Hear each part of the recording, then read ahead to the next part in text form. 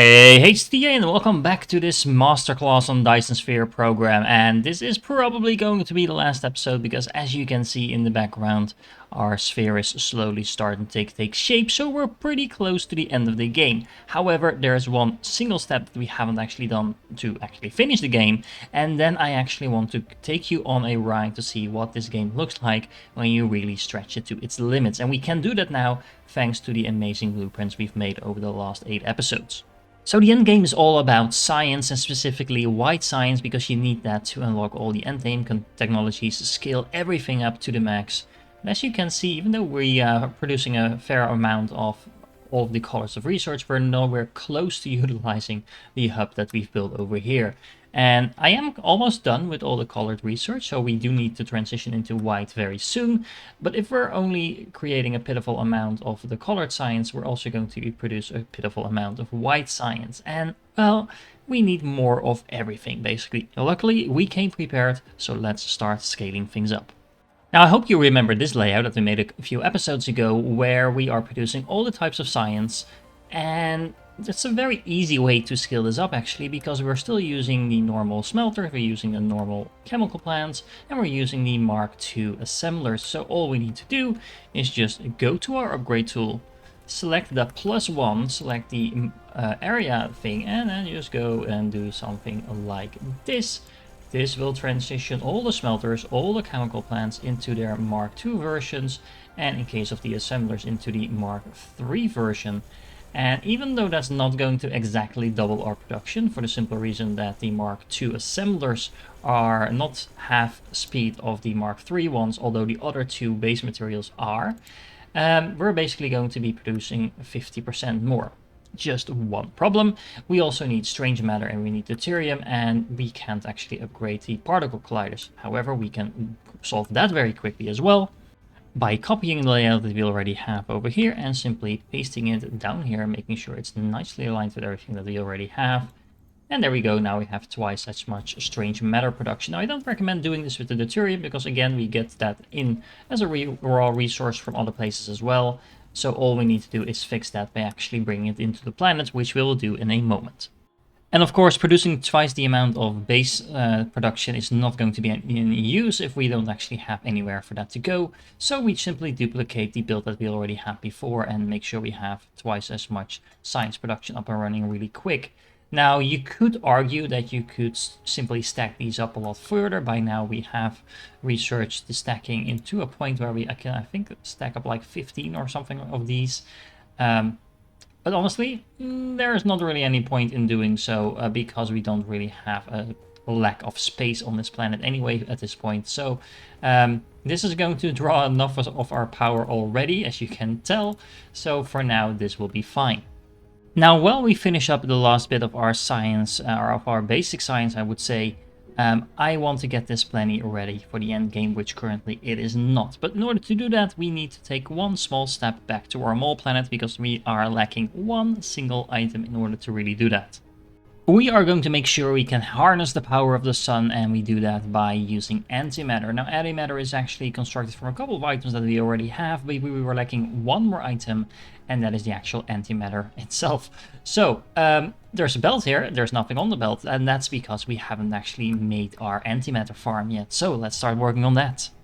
And in order to get those, we are going to need some ray receivers. Now, these ray receivers are pretty straightforward. You just place them down, and you can either set them to photon generation or power generation. Power generation is exactly what it says on the tin. It will draw energy from your Dyson Sphere as long as the Dyson Sphere is in the range. In sight, I should say, because it does look up to the sky, and if there's any part of your Dyson Sphere visible, then it will draw power, and it is drawing power, as you can see. It also works on continuous receiving, so as long as it's connected to your Dyson Sphere, the efficiency will actually go up, but if it's unconnected for too long, the efficiency will go back down. You can fix a lot of that by putting in a graviton lens, so that's the thing that we have already been producing in quite large amounts. And that will just increase the ray efficiency, and there's also research that you can do that will increase it. So hopefully by now you have done a lot of that research already, but that's how that works basically. Now, of course, we are currently requesting a certain amount of power from it, and there's a certain amount of power available. We currently have a Dyson Sphere that's providing us with 1.28 gigawatts, and we're only drawing about 10 megawatts from it. So for now, that's fine. But of course, as soon as we start putting more of these on the planet, we'll quickly drain our entire Dyson Sphere. So this is typically one of the bottlenecks you run into once you start making your Dyson Sphere. It simply is not generating enough power just yet. Good thing about the Dyson Sphere is that the sphere itself, as well as all the cells that get absorbed by it, they don't go anywhere, so that power only goes up. Now, power generation, that's one side, but we are wanting to look at the photon generation, because that's what we need in order to make the antimatter. Similar process, but it actually requests a lot more power, so this will actually eat up a lot of the demand from the Dyson Sphere. That's not a problem, just something to be aware of, that this will not be functioning at full speed. Just to make sure we only have to build this once and never have to come back here again, there's a whole line of these receivers, all producing the photons, as well as getting supplied with gravity lenses, so that we double the production potentially. Is that overkill? Yes, for sure, because if we check the actual status of this Dyson Sphere, well, let's just say we could make it 10 times as large, and we will, before it even gets anywhere close to actually maxing out. But again, this is just to make sure we get it going and never have to look back. However, the antimatter itself is not going to do anything. We need another facility, but before we build that one, just take a short look at how awesome this looks. I mean, you have this whole aura going on here, you have the sparkles at the receivers. This is one of the most beautiful things in the game, so make sure you take a moment to appreciate that. And after we are done gazing at the beauty of the game, we are going to continue with our factory, because we do need to turn the photons, not the antimatter, the photons, we need to turn the photons into the antimatter, and as a byproduct we get some hydrogen, which is always very welcome, because you can never have enough hydrogen. In order to do that, we are going to need some more particle colliders, and we have this beautiful open space in the middle of this dome, so might as well put that to use.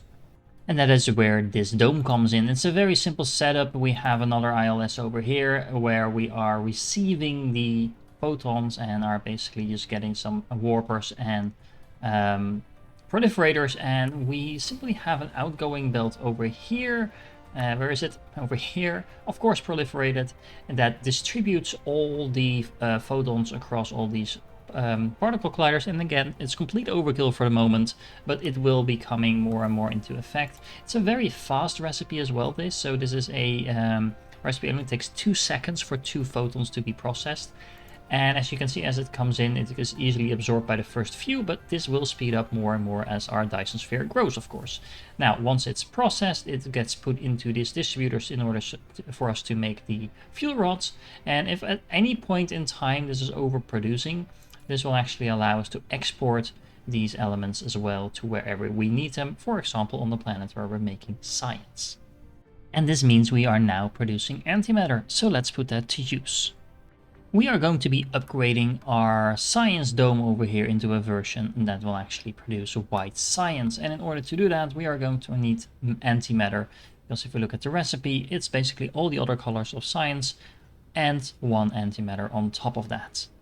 As a first step, we have another identical array of array receivers. Now, this is again completely overkill for the moment, and considering we already had one of these arrays on the other planet, it's double overkill, you could say. But the only limit here is our Dyson Sphere. So it's just to get this in place, get it going, and then we can start working on expanding our power system. On top of that, it helps to have a layout that can handle a lot, because we will be using the same layout on other planets as well. However, this is just the photons, but we need the antimatter. So we need another array for that, and we can't actually fit the dome that we used before in here, and I just want to make sure we actually scale it up a little bit further as well. So what I've done over here, this is slightly different actually, and it's not completely identical. There is this additional belt going out of the ILS into the inner belt, and then we're going to connect our particle colliders to the inner belt.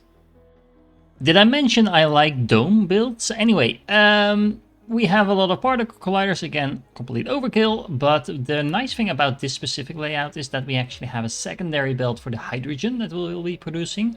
Hydrogen goes back into the remaining slot of the ILS, and then the antimatter is actually transported to this inner belt over here where we can make it into white science. So that means we'll need to add some sorters to these, and we're also going to stack them up a little bit higher, and then we are going to collect all of that white science in the middle in an ILS. Okay, so adding in some more matrix labs, these things are very tall stacked now, so it's really like a crown on top of the planet. And we are now mass producing white science. Now this was actually stacked up a little bit, so this is going to slowly turn off again, as you can see, because we had some antimatter waiting while I was building that. But anyway, this means we are good to go with a very decent amount of white science production. And we are now starting to collect that over here. Now there's one problem with this, and that is that I didn't actually add in a proliferation belt. And proliferating white science is very much worth it, so make sure that you do. Okay, so that is that problem fixed, and I also added in a small little hub of distributors that are going to request antimatter and distribute it to our power sources. And these power sources are once again going to be all around our little hub over here, and I really like how these turn on one by one, so it's worth watching that when you first set them up. But as you can see, these are going to supply us with a huge amount of power, because each one can actually supply us with 72 megawatts of power. So as you can see, this is quickly meeting the demand now, and that means that we are ready to start scaling up this facility whenever we want. And yeah, that kind of finishes this initial setup for the science, with one exception, because we are producing white science, but we're not actually using it to research anything. But that's a very simple layout, which is a build I would like to call the Borg Cube, because, well, that's what it reminds me of. But it's a simple setup, similar to what we have over here, so I like to keep it in the same layout. But all it does is requesting the white science from the other ILS, and then supplying it to these research stations. And in terms of research, what I recommend going for initially is vein utilization, because that just makes all your mining a lot more efficient. It does scale up really fast, so there's nothing wrong with picking a couple of the other quick wins as well, like more drones, more energy, faster flying, and stuff like that. At this point, you're just trying to make everything you do more efficient, so more logistics capacity and speed is also very useful. Taking this one especially allows you to stack up everything that comes out of your logistic stations, so that's very useful as well. But keep in mind, it's a relatively expensive one, and of course at some point you also want to start researching the research speed, because as you're scaling up, you'll have a difficult time processing everything fast enough, so you'll need to get a couple of levels of these too. But honestly, phase utilization is usually where people get really excited about, because this allows you to pretty much make your resources last infinitely long. Okay, so with our science hub pretty much done and just bottlenecked by the size of our Dyson Sphere, let's refocus again on our Dyson Sphere. It's starting to look like something, but it's still quite small, so we really need to kind of speed the rate at which we're building that up in order to make sure we're not bottlenecked by everything else. There we go. Easy fix. About half of the sales was actually intended already for the components, and by splitting these off 50-50, it's actually almost perfectly aligned with what we want to go where, so this solves that problem. And while we're in the business of speeding up our Dyson Sphere construction, we might as well double up on the actual production of the rockets and the sails. And I really like how this build turned out, because it actually fits exactly. I'll show you that in a moment. Let me show you. There we go. It fits exactly twice within the area around the equator. It's precise to the point where the actual top the line is on the edge, and the bottom line over here is on the edge as well. But it fits, and that's all that counts. Of course, I did upgrade the blueprint that I uploaded to include this little splitter thing compared to the last episode. And if you're watching this, that has been done quite a long time already. So I hope not too many of you downloaded the wrong one. But if you did, all that matters, all you need to do is shift this box a little bit and then just put in the right one, or simply download the new blueprint and paste it over the old one. Alright, so there's just one problem with all of this, because if I turn on the actual signals, you will see we have a power issue because all of this is taking a boatload of power. Luckily, but there is an easy way to fix that as well. We have this nice open area between our mall and our launching station, and actually made a copy of the layout that we used in the previous planet where we were using the suns. And as you can see, this should nicely fit in here. So all we need to do, oh, this is actually too close, so we'll need to move it in a slight amount. And there we go, we can have an identical array of these artificial suns. Now, I actually don't recommend only relying on the artificial suns because they rely on your Dyson Sphere, and that is still in construction. So I'm thinking to make a mix between this and just some good old fusion plants in order to make sure we have a nice spread of power sources. And there we go, we have a nice mix of fusion plants and artificial stars now, and all of this combined should give us a huge amount of power. And of course, as you can see, the stars are not actually working because we're completely underproducing the antimatter at the moment. So as our sphere is going to grow, we'll get more antimatter, we'll get more of those fuel rods, and this should start working, which gives us an ability to scale this up even further. Now, of course, I do need to set the belt, otherwise it won't work as well. I also doubled up on these fusion plants, just like we did with the thermal plants in one of the first episodes, just so we can have a double line. And honestly, if we ever need more power, we can actually fit a double line or 3 in here as well. And look at that, we just unlocked our first vein utilization. So as you can see, you can keep resourcing this, although the price will go up steeply.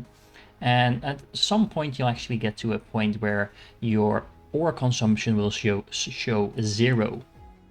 That is somewhere around, I believe, level 170-ish, somewhere around there. So we're far away from that, but hey, one step at a time, right? Now, I am a little bit worried that all of this is going to break down if we start underproducing these fuel rods, especially the ones that are going into this, so the deuterium ones. And that means we'll have to go and upgrade our mall planet a little bit as well. The mall planet is kind of the beating heart of our entire system because we are producing most of our fuel here, we're producing our proliferators here, we're producing all our buildings here, so we need to make sure this is in its optimal state. Quite honestly, I really love how this project turned out. It's super organized, but we can do a little bit better because of course we have a lot of Mark II assemblers here, which are very easy to upgrade just by spamming the upgrade tool, and to be honest, as long as I have enough buildings on me, this is going to be very easy to upgrade. Luckily, we also have drones supplying us with new items, so there will be drones flying in a minute to supply me with more, and I'm just going to go around and upgrade everything. And to really get our mall planet ready for the end game, I cleared out all the solar panels because we don't want to keep carrying those around and rely on those too much. And I'm going to replace that with the exact same power setup that we used on the previous few planets. I'm also going to double that up because we can use it on this pole as well as this pole, and we're going to need all of that power. And luckily, we are now producing a whole boatload. Where is it? Over here. A whole boatload of power. Now, thanks to this ILS, we should also have an easy time exporting it off planet wherever it needs to go. However, currently, as you can see, it's not actually producing because I killed all the power. So let's go and quickly fix that. There we go, and we have another nice ring of power up and running. And as you can see, of course, the suns are actually lighting up on this planet straight away, for the simple reason that this is actually where we're producing the antimatter. So this is where it's first put to use, which is a good thing, because if this planet isn't running, no other planet will be running, because this is where the fuel is coming from. As you see, we actually have plenty of power like this as well. This is a little bit tricky because it feels like we have way too much power, but that's actually because a lot of this planet won't actually be working once it's saturated. But if you make a new version of this planet, initially that will not be the case. As you can see, a lot of these belts are empty or standing still at the moment because we already produced more than we need. And they will only kick into gear as soon as we start mass putting down new buildings where we need to then replace them in the mall, and then therefore all these buildings will start working, and that will give a huge spike in the power consumption. So therefore you want to make sure you have plenty of power to spare on your mall planet. There is a few small details that I changed in this particular layout compared to the previous planet. For example, I'm actually remote supplying the power things that we have going here for the simple reason that, as you can see, we have a surplus of these deuterium fuel rods. So this is just another way to make sure we get them to wherever they need to go if we don't actually need them on this planet, because as you can see, I do have the belt going completely round, so any surplus will be transported to the other planets that also need this power. And since I know you guys like optimization and don't want anything to go to waste, I added in a couple of these energy exchangers to charge up all the surplus energy that we will have every now and then into some of these accumulators, and that means we can set up these accumulators on a different planet and discharge them again and make sure we actually make use of our overflow of power. Remember that these energy exchangers can actually deliver almost half the amount of energy that a artificial sun does, so this is actually really powerful if you have a large amount of surplus energy like we have here. The only initial problem with this is that you need a lot of empty accumulators, or generally speaking just a lot of accumulators, because the charged one will get discharged so you can reuse them. You just need to make sure you have enough of these going on in your system, so that means producing a lot of those in your mall. You can utilize that power supply really easily and actually have it function as backup power with this small build that some of you might already know because I actually stole it from one of my previous runs. This is a very simple setup with a total of 12 dischargers and chargers, or actually 6 of each. And the idea behind this is that you have the charged accumulators going into a discharging unit. And if there is actually a surplus power on the planet when this happens, as we do have, for example, here on our science planet, the charger will actually make sure that that power is automatically absorbed again. And in that way, you don't get these accumulators stuck in this tower, but they will actually keep kind of circulating and getting charged and discharged, even though you don't actually need them right here. Now, the nice thing about this is that this won't actually do anything other than just transport the chargers up and down every now and then. But if for whatever reason the power on this planet goes down, this will actually start to work, discharge power, cover that power gap, and make sure your entire empire doesn't just collapse. So basically this just functions as a backup power. You can also use these units on any planet where you have a little bit more power demand than your normal build would need for whatever reason, or you can use it on a mining planet that's particularly intensive where you need a little bit more power. Just place a couple of these down and you can use your surplus power from whatever planet you have charges on and bring it right to where it needs to go. And with all that in place, I went all around the planet, cleared out all the previous production facilities, all the old stuff that we had from our original mall, etc, etc, etc, just so we can use this now as a template for any other science planet that we want to get up. There's a mall in here, there's a lot of power. I added in quite a bit of deuterium fueled power as well, just in case.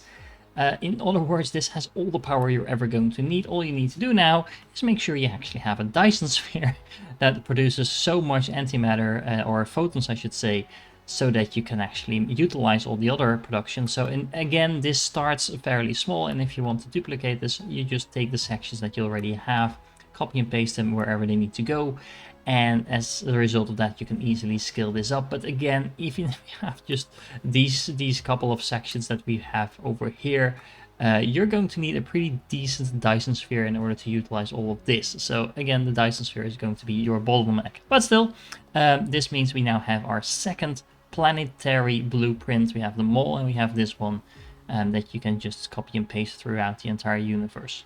And last but definitely not least, we can do the exact same thing with our sphere building planets, is where we are producing the rockets and sails, and we are also launching them, and we can replicate this planet wherever we want to build a Dyson Sphere. So let's go and have some fun, shall we? Now, before you start massively expanding, I recommend that you build some infrastructure, difficult word apparently, to make sure that you can actually sustain all those planets that are going to be colonized. And in order to do so, you actually don't need to do that much, but it is very important that you do it first. So just pick any of your mining planets where you build one of those nice little mining hubs with some power, and then you're going to want to make a few builds that I actually stole from my previous playthrough. So if you're interested in that, go check it out. And I'll just name them here and tell you what they do and how they work without going through them in detail. So the first one is intended to make sure you have power for all of these planets, because in my current blueprints I'm using deuterium fuel rods to power pretty much everything, so you need to make sure you have enough of those rods in order to make sure your planets don't grind to a halt.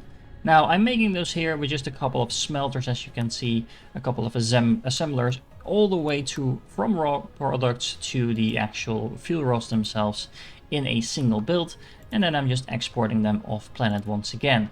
Now there's also a couple of these fission plants in order to make sure this is actually powering itself, but you can place a couple of these on pretty much any mining planet, and that should be fueling your planets more than easily, assuming you have enough deuterium. Now you will be getting a lot of that from your gas giants, so just to make sure to actually mine every gas giant that you encounter.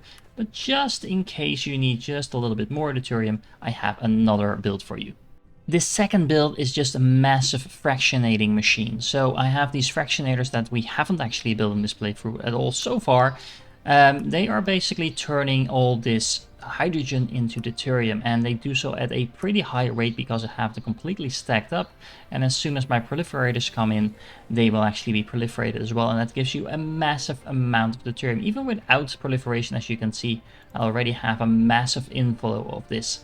Speaking of proliferators, that is the third thing we want in abundance throughout our galaxy, because all our builds depend on it. For the proliferators, I once again stole a build from my previous super proliferation playthrough, where I have a build over here that just makes Mark 1, Mark 3, 2 and Mark 3 proliferators, and is then self-proliferating itself. And yeah, pretty straightforward. There's just one problem with this build compared to my previous playthrough, and that is that I'm assuming we have diamonds and nanotubes available to make these things. And well, we do in a way, but that's where another build comes in. And this is actually a build slightly adjusted from the one we have on the mole planet, which is just importing the rare resources that we have all around the universe and making graphene as well as nanotubes out of that.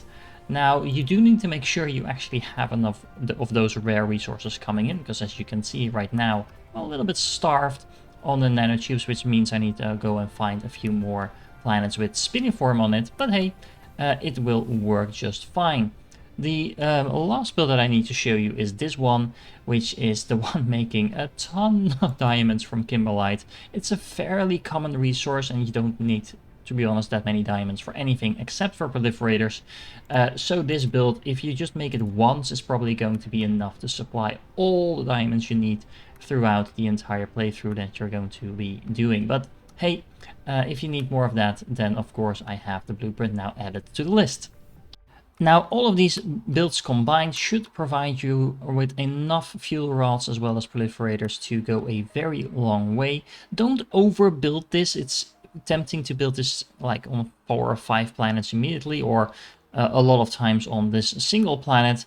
But honestly, if you have 2 or 3 of these proliferators builds, as well as maybe 4 or 5 in total of these fuel rod builds, that will go a very, very long way to supplying all your planets, and you can always add more as needed. The nice thing of having this on a separate planet is that if for whatever reason, for example, your fuel rods kind of implode on you, it's a matter of just going to a new planet, setting up 1 or 2 of these fuel rod builds, and then slowly but surely your entire factory will start charging itself back up again.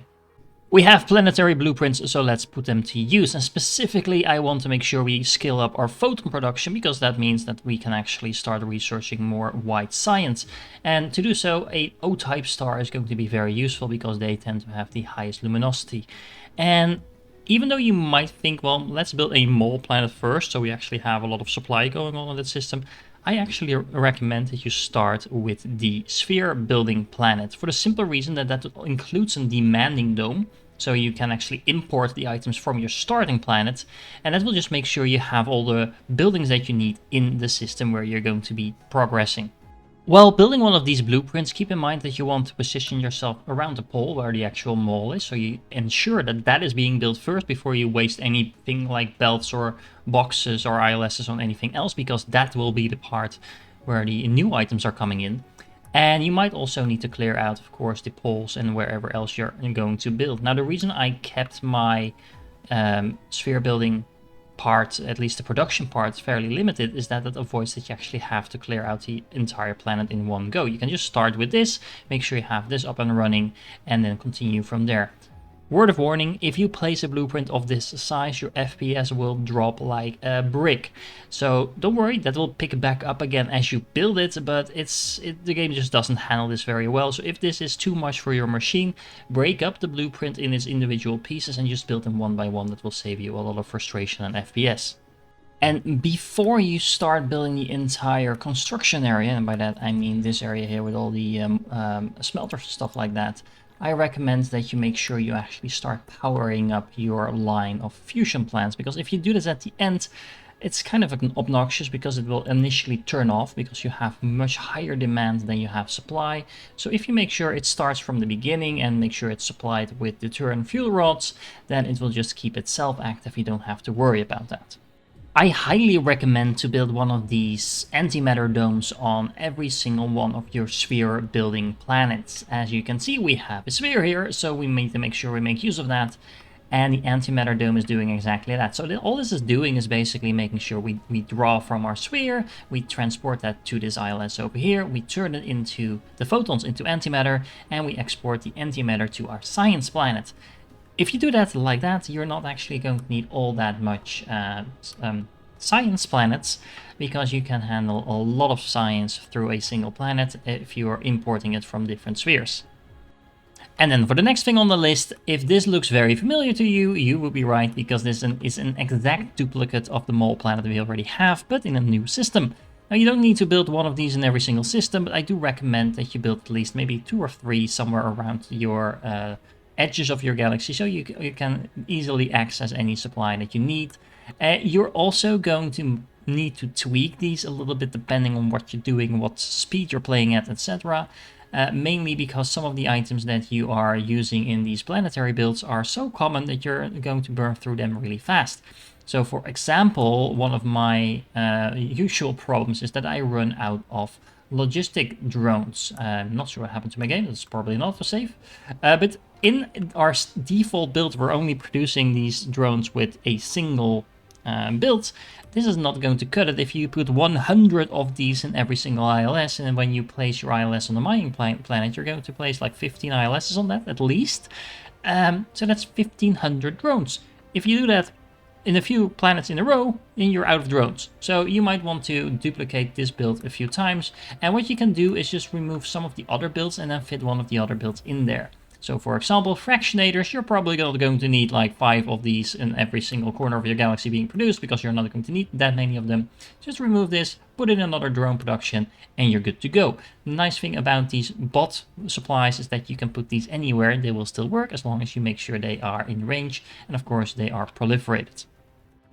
And then as long as you're producing enough raw materials, you should be able to scale up your rocket production as much as you want, and that allows for very, very fast Dyson Sphere construction. Now, of course, this won't be the instant view that you'll get, but just continue building sphere builders. Make sure that your excess rockets are actually being supplied to wherever they need to go.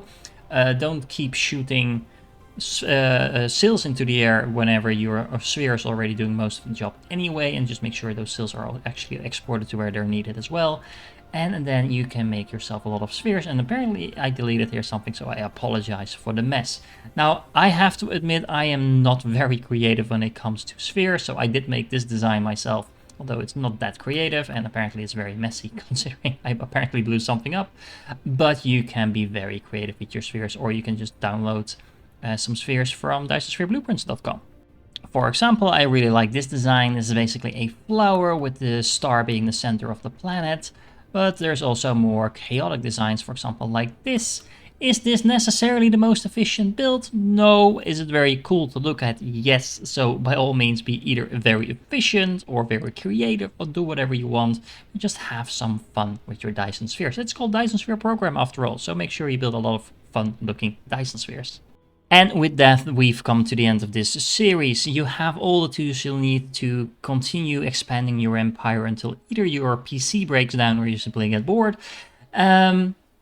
And yeah, I will be covering more Dyson Sphere content, of course, in the future. So make sure you like and subscribe, because I will actually be covering that combat preparations update next that I started and then never continued because this series was way too fun to spend any time on anything else. But of course, that is still coming up. And when the combat update releases, I will be sure to cover that as well. Let me know in the comments if I missed anything, if you have any remaining questions. I do read all the comments and I try to respond to anyone who has a question or comment. So please do, and I hope you liked this one. Again, thank you for watching. If you're still here, you're awesome, and I hope to catch you in the next one.